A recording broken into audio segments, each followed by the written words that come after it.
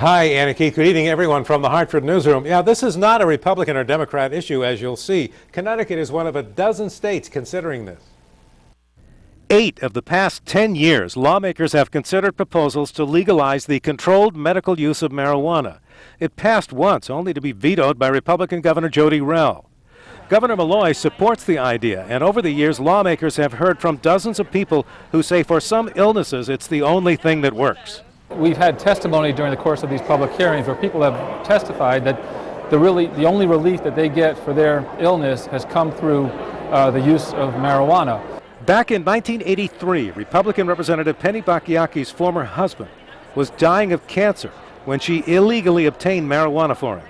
Even though a doctor had prescribed all of the approved medical prescription drugs, nothing returned any quality of life to him except marijuana. Republican Representative Prasad Srivanasan is a medical doctor and has this rebuttal to those who say licensed prescription drugs should be enough.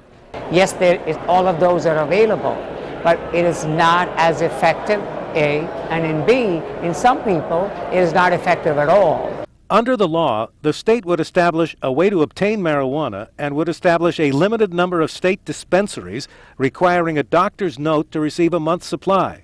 But despite all of the anecdotal evidence that it helps some people, many lawmakers are still not convinced. In my mind, the evidence is pretty clear that the federal government's characterized medical marijuana as a dangerous drug without therapeutic value, and therefore it's a misnomer even to call it medical marijuana. This bill will pass, is expected to pass the House of Representatives sometime tonight. They've been discussing it now for the past couple of hours, probably a couple more hours.